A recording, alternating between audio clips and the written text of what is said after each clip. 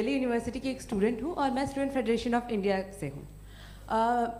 मेरा सवाल मुफ्ती जी से है कि इस हॉल के इस कमरे में बैठ के हम लोग रेप की मोरालिटी के बारे में फिलोसफिकली बात तो कर सकते हैं, बट असलियत ये है कि रोज़मर्रा की ज़िंदगी में औरतें रेप के थ्रू गुजरती हैं और हम लोग सिर्फ नंबर्स पे इस तरह नहीं देख सकते, क्योंकि कितनी औरतें हैं इन कंट्रीज़ में जहाँ पे आप बता रहे हैं कि केसेस कम हैं, जिनका एक्सेस है कि वो जाके केस फाइल कर सकें।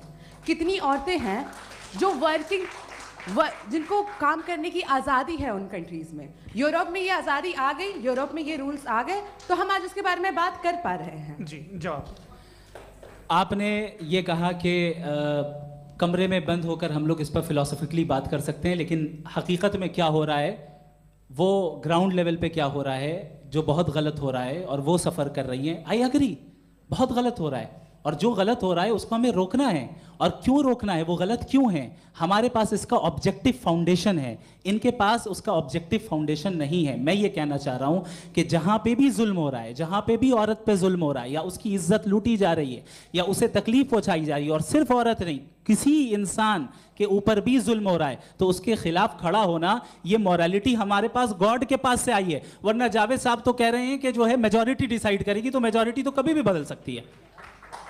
ये थोड़ी सी आपको गलतफहमी है। मैं अगर मेरे जुमले से ये मदना निकला या मैंने कहा, तो ये जुमला मैं वापस लेता हूँ। ये मेरा मतलब ही नहीं था कि मेजॉरिटी डिसाइड करेंगे। मेजॉरिटी डिसाइड करे तो दुनिया में बड़ी, वैसे आपने कहा था ये जुमला। अच्छा, हो सकता है, मैं मान रहा हूँ, बाद में रिकैप कर लेंगे। अरे एक सेकंड, मैं अपनी एक्सप्लेनेशन दे रहा हूँ।